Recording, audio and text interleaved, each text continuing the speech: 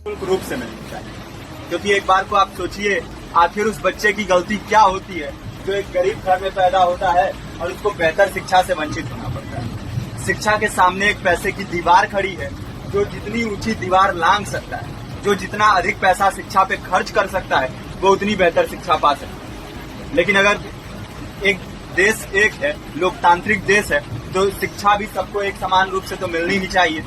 आज परिस्थिति ये है कि एक तरफ तो प्राइवेट स्कूल हैं जो लूट के अड्डे बने हुए हैं, वहां पे आप एडमिशन कराने जाएंगे तो सिर्फ एडमिशन के नाम पे ही आपको 10,000 20,000 रुपए देना होगा।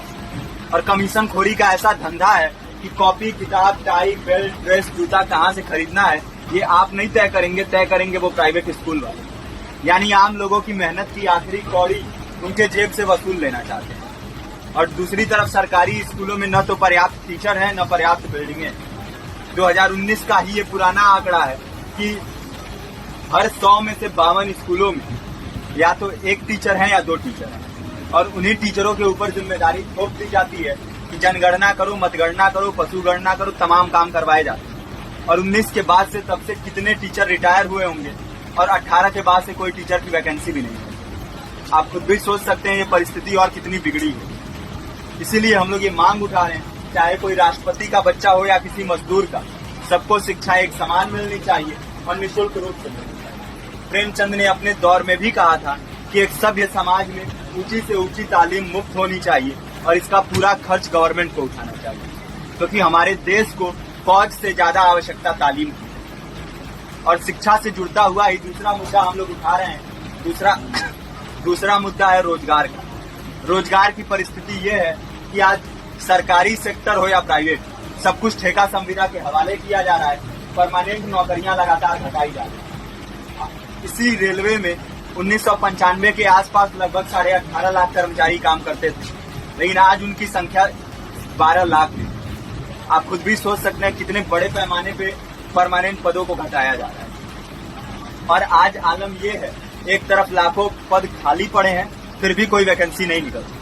जो वैकेंसियां निकलती हैं उनमें भ्रष्टाचार होता है, पेपर लीक हो जाते हैं। RO, UP police, BPSC, SSC, CGL, ऐसे तमाम पेपर लीक हो चुके हैं, आप लोग भी जानते ही।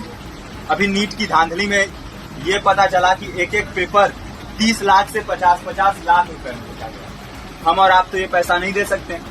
पूरी की पूरी कारस्तानी सरकार, प्रशासन, शिक्षा माफियाओं की होती है। और भुगतता कौन है? आम घरों के लोग, जो लोग सालों साल तैयारी करते हैं, दिन भर में 10-10 घंटे, 12-12 घंटे पढ़ते हैं। और इतनी कड़ी मेहनत के बाद, सालों साल की मेहनत के बाद उनके हाथ लगती है तो सिर्फ हताशा, निराशा, अवसाद। बहुत से छात्र नौजवान जो इस बेबसी में, इस डिप्रेशन में नहीं जी पाते, आत्महत्या तक के कदम उठा लेते हैं। लेकिन ये देश की विडंबना है कि टीवी चैनल, अखबार, मीडिया, नेता, मंत्रियों के लिए कहीं ये कोई मुद्दा नहीं है। उनके लिए मुद्दे हैं तो जाति, धर्म, रंग, नस्ल, अगड़ा पिछड़ा।